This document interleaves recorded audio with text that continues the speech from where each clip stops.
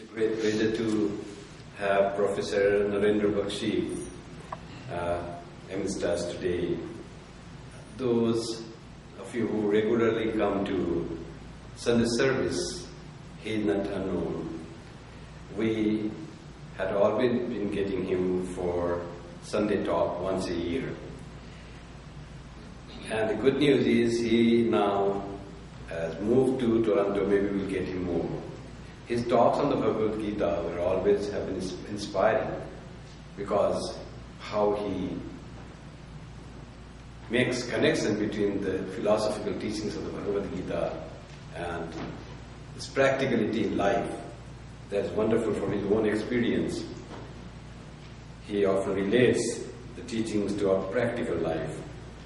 To introduce him, Dr. Narendra Bakshi was born in India. He received his Master of Science degree from the Banaras Hindu University in 1948 in physical chemistry. From 1948 to 1953, Dr. Bakshi was a lecturer and researcher in the National Physical Laboratory of India.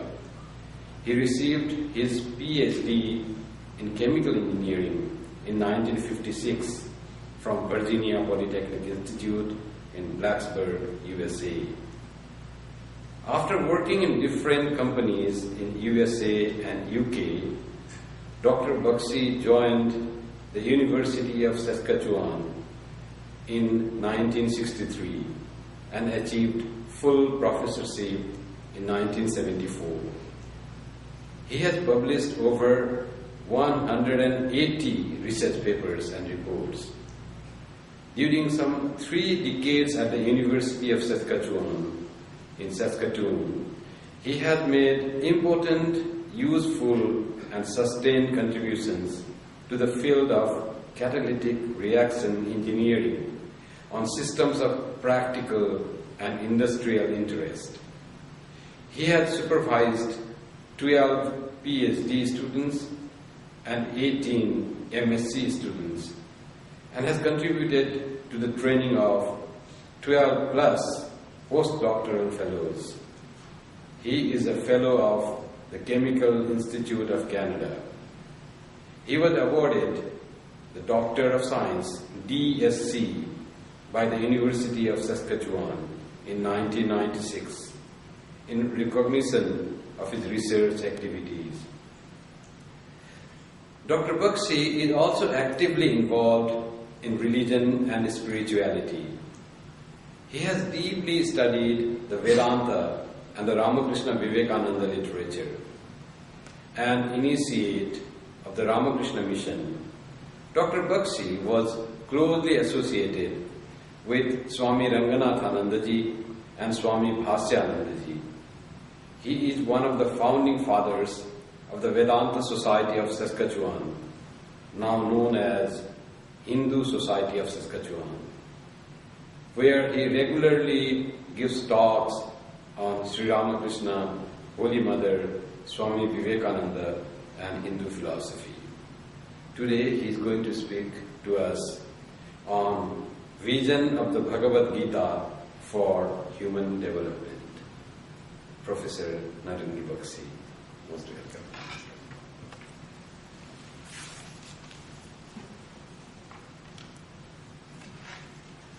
Thank you, Swami, for the kind introduction. Actually, the way I feel it, things like that don't belong here. Here, we talk about him. Anyway, today's topic is the vision of Bhagavad Gita for human development. As by this time we all know that I'm a chemical engineer by profession, and the engineers are very well known for, one, always look for efficiency and always look for shortcuts. So when you read the spiritual literature, you find it's just so vast and you get lost. For me, Bhagavad Gita tells me how I can use all those things, A, to live my day-to-day practical life, and then furthermore, how do I get to achieve the goal of life. So let's talk about human development. What do I mean by that? this is very well known. Everybody says it is said that we are all created equal. Yes, we look alike. We have similar features, face with a mouth, nose, 2 hands, and so on and so forth. But in reality, we are all different. We differ in our temperaments, in our behavior, in our personality, in our thinking, in our development itself. A list of characteristics that differentiate us from one another in our personality, in our mental development, can simply go on and on. Some of these traits in our personality are desirable, and some undesirable, and some highly desirable. So what is then required for the development of our personality, as I prefer to call it human development, is to evolve or develop from the least desirable personality to the most desirable personality. What do I mean by that? When we look at various traits, we find it's literally impossible to put everything together. But in order to develop a better understanding, we can always develop a very simple model. So the model here is, I have divided the complex human personality into 4 traits. The least desirable I'll call beast, or beastly personality. A little higher up is the animal personality. A little higher up is the human personality, and the highest is the superhuman, or the divine personality. So, the movement is from the beastly personality to the highest, which is the divine personality. Now, we got to remember one thing too. Just because the personality we call beastly personality, the individual does not look like a beast. We all look the same as human beings, but deep inside, the temperament is such that it makes us do things like that. And then, what do we mean by that? Let's get a little more focused on that. I read, for example, and I'm sure most of you have seen the same things too, once in a while it comes. What I read was that somebody put a kitten in a microwave oven and fried it. To me, that is a beastly personality. Simply obnoxious. It simply indicates heedlessness, cruel, and senseless behavior. A little more improvement is the animal personality. Here, such a behavior is motivated simply for the satisfaction and urges of the senses. Nothing more than that. You want that, and that's it. No other thing. In one of our scriptures called the Gita, there's a beautiful verse which tells us the difference between the human personality and the animal personality. Ahara nidra bhaya matanam cha samanyam etat pashubhir naranam dharma teshan athiko vishesho dharmena hina pashubhir samanam. Certain features are common to both men, it means humans, and animals, such as food, hunger, sleep, fear, and procreation. What makes a human being different from the animals is dharma, righteous living. Righteousness, a life of moral and ethical values. Without dharma, a human being is like an animal. So there you have the difference between a human being and an animal. It is that wisdom bar of dharma which differentiates a human being to an animal. Now, the highest category, the development, is the superhuman or the divine personality. And the Gita comes to our help. In the 16th chapter, there are first 3 verses which gives us the 26 characteristics of this superhuman personality or the divine personality. Abhayam sattva sanshuddhi jnana yoga vivastati Dhanam Damastam Yogascha Swadhyayas Tapa Arjuna. Fearlessness, purity of heart, steadfastness in the yoga of knowledge, charity, control of senses, yajna or sacrifice, simply means the unselfish acts.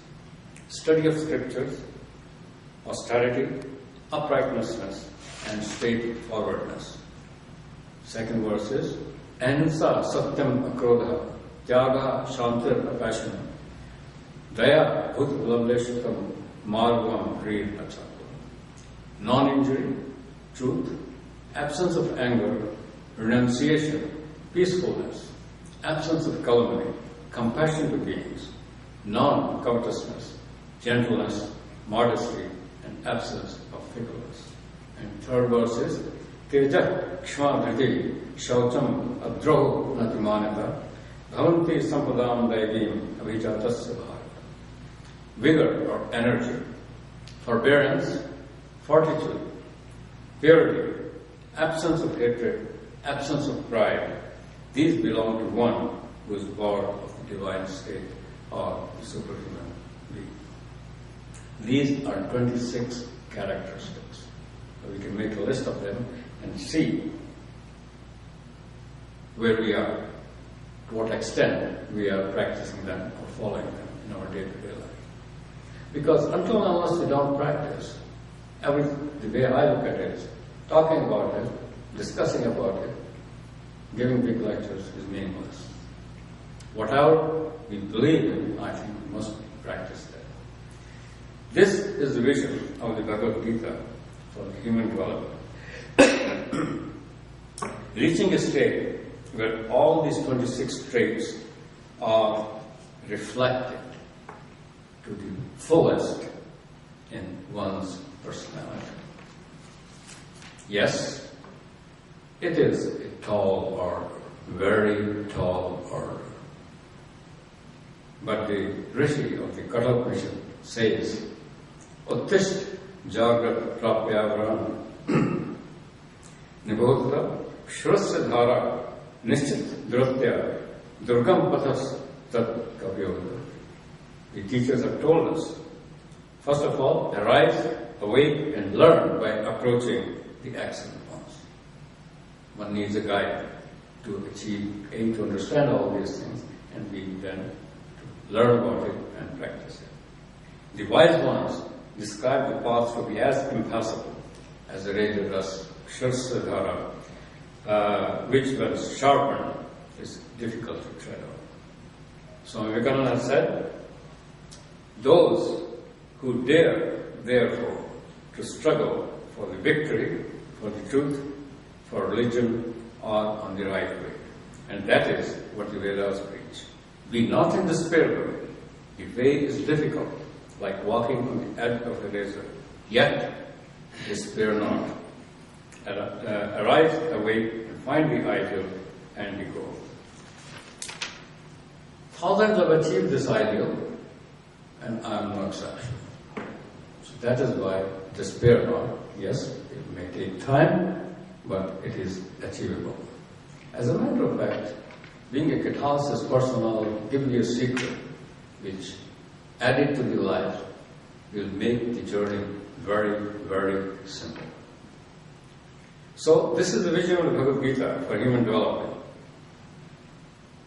Rising from the least desirable to the most desirable personality. However, the question arises, all this is great, but how does one get there? How does one attain it?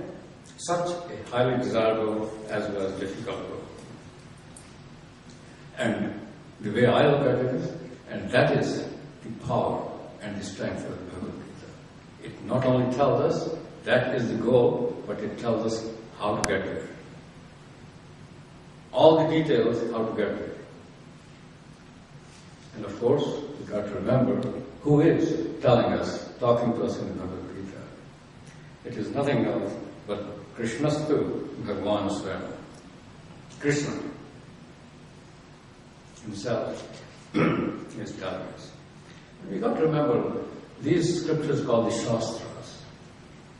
And the word Shastra itself means Hitam Updeshati iti Shastra. It tells us what is good for us and also tells us how to act. But before we go there, there's another question arises in order to develop our understanding. Remember in the beginning, I stated that even though we are all created equal, in reality, we are all different from one another, from the personality point of view. So the question is, why are we different? On the one hand, we say we are all created equal, and on the other hand, we say we are different. How are we different? And why are we different? So Krishna, again, gives us the answer. This comes in the 14th chapter. Tells us that our personality is composed of a mixture of three gunas of Prakriti. What do we mean by the word guna? The term guna in the Gita indicates the attitude with which the mind functions. It indicates the three different climatic conditions that influence the psychological being in us. And these three gunas, attitudes, are called sattva, rajas, and tamas. And of course, as soon as again, when I look at it, you say sattva, rajas, tamas, the best person to explain that is that guy over there. And he has given the parable, and I'm sure most of you have heard that, but I'll still repeat it. In the parable of the three thieves, a person was going through a forest, three thieves came and attacked him. After attacking and robbing him, the first thief said, bind him and kill him. There's no use in keeping him alive. When they were about to kill him, the second thief said, why should we kill him? We should bind him nicely, leave him here and take his wealth and then go away. Logical. The third thief was listening. He didn't say anything at that time. But when they bound him, left him, came back again, the third thief watched all this, and after the two thieves had gone away, he came to this person and said, so sorry, you are in trouble. He freed him from the bondage and said, follow me. I shall take you to your home. And thus he took that person out of the forest and pointing with his finger said, that is your town and that is your way that you can get to your home. You go now. At that time the man was thankful and he said to the thief, you have done so much good to me. Please come with me to my house. I want to honor you. No, replied the third thief. I cannot go. I am also a thief. The police will be after me. I can do just this much for you. Just point the way to you. The first thief was tamas, the second was rajas, and the third was sattva. All three are thieves, but one of them is a nice thief. So very kind-hearted and good fellow. So one can discuss a lot about this three things, three gunas, rajas and tamas, sattva, rajas and tamas. The 14th chapter of Gita gives all the details, so we will talk about that. Later on, if somebody wants to talk about me with me, we can talk to them. So thus the answer to the question, why we are different, is the three gunas in different proportions influence the mental and intellectual caliber of every individual. And these three influences provide the distinct flavor in each personality. All three are always present in every person, but from individual to individual, their proportion, the composition, differs slightly. Hence, the distinct aroma in the character and behavior of each individual differs slightly. There's another thing we should remember. This, when you say sattva, rajas, tamas, can you measure them? You know, if something is hot, you put a thermometer in there, a thermocouple in there, it tells you this is so much hot. You want to measure a flow, put a flow meter in there, it tells you this is how fast it is flowing, and so on and so forth. Is there an indicator which tells you, put in a human being, that is the composition of this particular person? No. We don't have that kind of a physical measurement. It is through the actions that one knows roughly which particular guna predominates in the individual personality. So, now let's go back to the first question. Now we know why we differ in our personality. The first question was, how do we get there? How do we develop all these divine qualities? How does one attain it? What path should one follow to achieve such a highway, desirable as well as a difficult goal? The answer is very simple. A lot of words, but basically the answer is very simple. Just increase the sattva in you. Whatever needs to be done to increase the sattva in you, do it. And that's where the teacher comes in handy. Because you can ask him, well, what should I do to increase the sattva guna in me? So how does, general guidance, so how does one increase the sattva? By living a life, every moment of your life, in such a way that we practice what is called the yoga of the intellect, the yoga of the buddhi. Essentially, the yoga of buddhi is the development of power of discrimination of our intellect. You know, to give you an example, you go and buy something, you're in the store, you're saying, oh, maybe I should be buying this, I should be buying this, I should be doing this. Initially, phase one is where one is thinking, the mind is thinking. After a little while, then a state comes, the decision-making scenario, yes, that is what I want. How do you decide that? Who decides that? So the function of the mind, which decides, makes the decision, is the buddhi. If this buddhi is settled in sattva, then all your decisions, all our decisions, will be according to the dharma. On the other hand, if the buddhi is not settled in sattva, the problems will be there. And that, in English language, we will call power of discrimination. That yoga of buddhi is the power of discrimination. It develops an uncanny capability to know what is right and what is wrong, and the power to pursue it. It's just not enough to know what is right and wrong, but one should have the power, yes, to pursue what I think is the right thing to do. In Sanskrit language, we call it viveka. This is what discrimination, power of discrimination.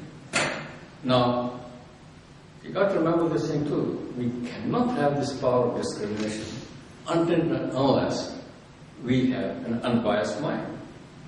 Because if we have the bias, then I'm bringing in something else, my own personal likes and dislikes. And as we all know, if you have the personal likes and dislikes, then they may be right, may not be right. So one has to rise above these biases. And that we call vairagya, non-attachment. So as a matter of fact, the vairagya is non-attachment, is a corollary of the power of discrimination. They go hand in hand. You cannot have one without the other. Vivek and vairagya. Okay? So we got to develop this yoga of buddhi, yoga of the intellect, power of discrimination. Next question. How do you develop that? How do you get there? Because until unless we do not develop a full understanding of what needs to be done, the knowledge is incomplete. The knowledge is incomplete. And if knowledge is incomplete, you're not going to get it. Again, Gita gives you the direction in no uncertain terms. In the 10th chapter, for example, verse 10, Tesham satajyuktanam bhajtam priti purvakam tadami buddhi yogam tam yena mam apyantite. To them, ever devout. That simply means remembering me always. Remembering me always. And worshipping me with love. Sincerity, love, and remembering, constant remembrance. All the three things are needed. Sincerity is needed, the love of God is needed, And once that is there, the constant remembrance will always be there. I give this yoga of discrimination, or Buddha yoga, by which they come to me. How simple. Remember me all the time. And one can always say, I have to do this, I have to do that, I have to do that. How can I remember him all the time? He used to give the very simple example. He said, well, if you have a toothache, do you stop working? You work, but you're constantly reminded of the toothache. So it's exactly the same kind of thing. So that's one. The next verse Krishna tells us, okay? Tesham eva anukampartham aham ajnanantama nashyami atmabhavasto jnanadipena bhasvata. I have done my part. Sincerity is there, love is there, and worshipping, constant remembrance is there. Then the second step comes, and that is the grace of the divine. Krishna says, out of pure compassion for them, dwelling in their hearts, I destroy the ignorance-born darkness by the luminous lamp of wisdom. So that wisdom, yoga of discrimination, somebody does not pour into me. Through my effort and through his compassion, combined together, what happens is, he's already sitting in me, just opens up. My own march forward takes place as if the curtains are removed and the light shines. So he says, I destroy the ignorance-born darkness by the luminous lamp of wisdom. And next, so we are practicing the Buddha Yoga with constant remembrance. And he tells us again in 4th chapter, Nahi jnane sadrisham Vatram iha vidyate tat swam yoga sansiddha kalena atmani vidyate. Jnana, this wisdom, yoga of Buddha. Verily, there is no purifier in this world like this jnana, like this wisdom or yoga of Buddha. He that is perfected in yoga, the person who constantly practices this, realizes in his own heart in due course of time. See how simple it is? Just remember me. That's all he says. Just remember me and I'll take care of everything. Of course, it's not going to happen tomorrow, but in due course of time, I will realize it myself. Now, in the last chapter, 18th chapter, he tells us, what should I say? He tells us something very profound. And it is something like this. Supposing one does not pursue this Buddha Yoga, then what happens? What could happen? Or what will happen? I'll give you an example. We know Mr. Newton. He said the apple fell down. Idea of gravity came in. Yes, there's gravity. So Newton is telling us, yeah, there's a law of gravity. It applies everywhere. Every country, no matter where you go, it applies. So, I'm on the 5th floor, and I said, no, I don't believe in this law of gravitation. I am going to jump from the 5th floor. He said, well, if you do that, you're going to kill yourself. He said, but I don't believe in law of gravitation. Okay, so what's going to happen? If I jump on the 5th floor, I'm going to die. So this is exactly what Krishna is telling us.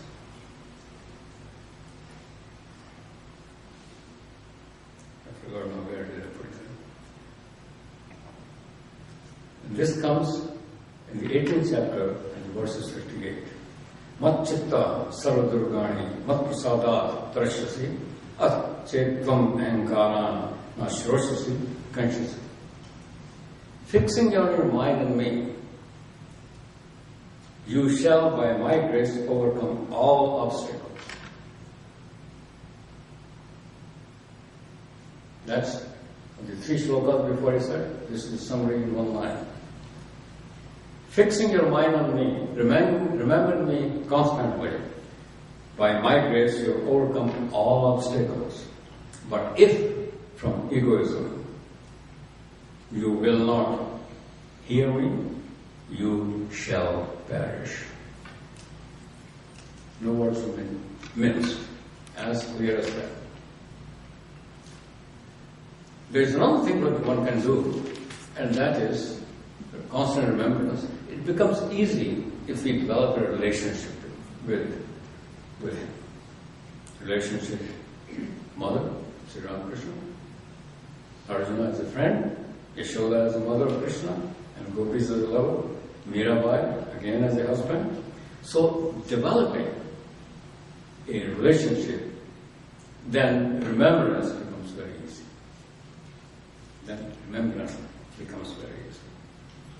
In Tulsidas Ramayana, in Sundarkand, this is Vibhishan is telling Ravana, Sumati Kumati Sabke Pur Rahehi, Nath Puran Nigam Sab As Kahehi, Jahan Sumati Tahan Sampati Nana, Jahan Kumati Tahan Virti Nirana.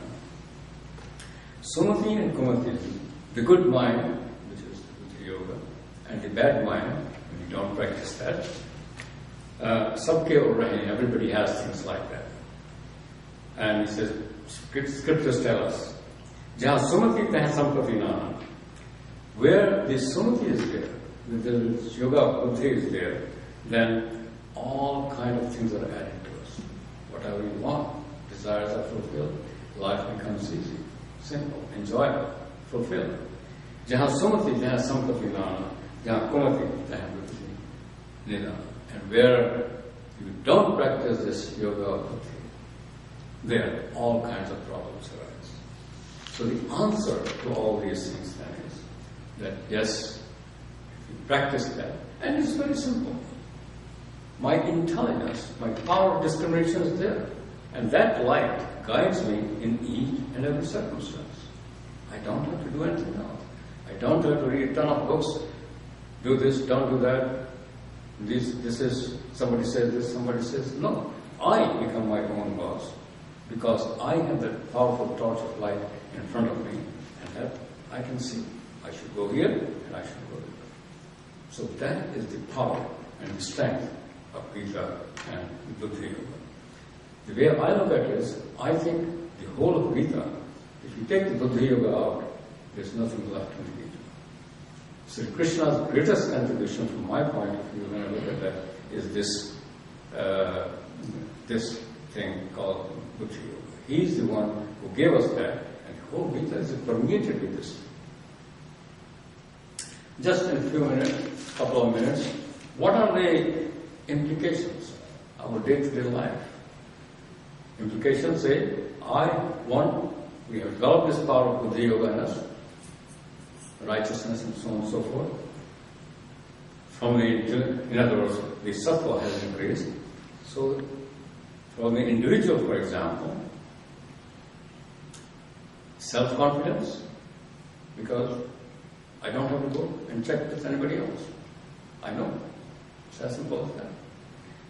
Increases, lifestyle becomes more peaceful and harmonious because the grace of the divine comes along with that. So the two things combined make the life of the individual peaceful, harmonious, fruitful, satisfied. Health improves. Tensions go away because one is able to handle them. Relationships improve. Gentle and kindness comes into personality. One becomes less egotistic. Knowledge and wisdom increases and so on and so forth. Buddha has said, it is the attainment of wisdom that enables a person to attain liberation from suffering. And that attainment of wisdom is nothing else but the yoga of Buddha. One can go on and on, but let's go to how does it affect the society? If as an individual, let's say, to have the 100% people practicing that is impossible, but even if 50% practice that, that's a tremendous advantage. Health becomes good, less expenditure on healthcare. What's happening today? our health expenditures in Canada is increasing by 6% every year. It's a bottomless pit. And as far as I can see, if we keep on going in the same path, I mean 20, 30 years, until unless we do something, we become bankrupt. Personality is peaceful, gentle and helpful. That affects the law enforcement. Quality of interaction with society with one another become harmonious, less confrontations, and more civilized behavior all the way around. For the world, imagine if, as I said, a reasonable number of people start doing these things, it improves the chances of the world peace. Decreases the chances of conflicts all the way around. Just imagine how much money we spend, all the countries spend on arms and armaments. So, these are the implications. Okay, I'll just summarize the whole thing. So what is the message of Gita for human development? First of all, it tells us the direction we got to go. The most desirable personality, the goal of the human development, is nothing short of expressing these 26 divine qualities in our personality. And once you reach that goal, all the 26 qualities are fully expressed in our personality. You know what happens? I become divine. Aham Brahmasmi, and that is the goal of life. You reach the goal of life automatically. And that is the strength and beauty of the Gita too. Because not only it tells you what is the goal, but how to achieve the goal. And how do you get there? By pursuing this yoga of buddhi, which in turn is attained through constant remembrance of the Lord, worshipping Him with love. There's a very famous line in our scriptures. It says, Sarvada, Sarvakaleshu, Sarvatra Harichintanam. Always, at all times, everywhere, remember Lord Hari. And in addition to that, the catalyst is the Gayatri Mantra. And the reason for that is that the vibrations produced through the proper recitation of the Gayatri Mantra are very powerful. Even if one may not know what it means, it doesn't really matter. It helps. But even if one does not know what it really means, just pronouncing or chanting the Gayatri Mantra, if you do one mala, which is 108, good enough, even half of that, which takes you about 5-10 minutes. If you do that every day, you'll find things will improve tremendously. It will help tremendously. And that is the catalyst. Try it. I have done that, and I know it has helped me tremendously. And of course, fourth, the implication of the constant practice of Buddha Yoga are tremendous for the betterment of the individual, of the society, and the world at large. In the end, I would like to close through a quotation from Swamiji. We hear, be good, and be good, taught all over the world. There is hardly a child born in any country in the world who has not been told, do not steal, do not tell a lie. He says, but nobody tells a child how he can help doing it. Everybody tells you do this, but nobody tells you how to do this. Talking will not help. Why should he not become a thief? We do not teach him how not to steal. We simply tell him, do not steal. Everywhere this is, don't do this, don't do this, don't do this. But where are we told that this is how we don't do it? All actions, internal and external, occur when the mind joins itself to certain centers called the organs, sense organs, willingly or unwillingly. It is drawn, willingly or unwillingly, it is drawn to join, the mind is drawn to join itself to the centers of the senses. And that is why people do foolish deeds and feel miserable, which if the mind were under control, they would not do it. And what is that? That is essentially yoga buddhi. Because through that, I know what is right, I know what is wrong, and also I know if it is right, what to do it, if it's not right, not to do it. So the mind is under control. What would be the result of controlling the mind? It then would not join itself to the centers of perception and feeling and willing